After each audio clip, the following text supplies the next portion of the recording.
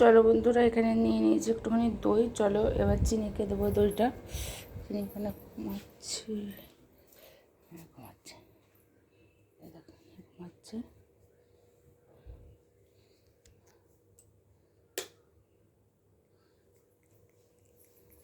আমার চিনি টক দই খেতে খুব ভালোবাসে। চিনি, ও চিনি, একটু এদিকে তাকাও মামা। চিনি, জানো তো বন্ধুরা, চিনির সব কটা বাচ্চা মারা গেছে। চিনি খুব দুঃখী এখন আপাতত। আবার হয়ে যাবে 3 মাস পরে বাচ্চা কাচ্চা। কিন্তু অত বড় বড় হয়ে মারা গেলে কষ্ট তো হয় বলো।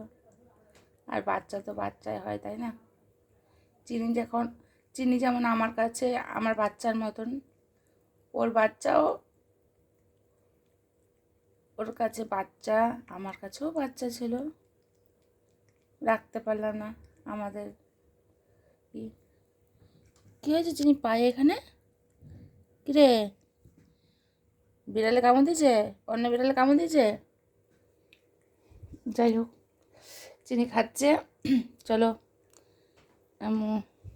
সে পড়ি। এ দেখো চিনির এটা কাঁথা, এটা আলাদা করে পাতা আছে, কারণ চিনি এটার উপরে বসে। ওই দেখো বাইরে একটা ফুলের আওয়াজ পেয়েছে। খা খা, টাটা।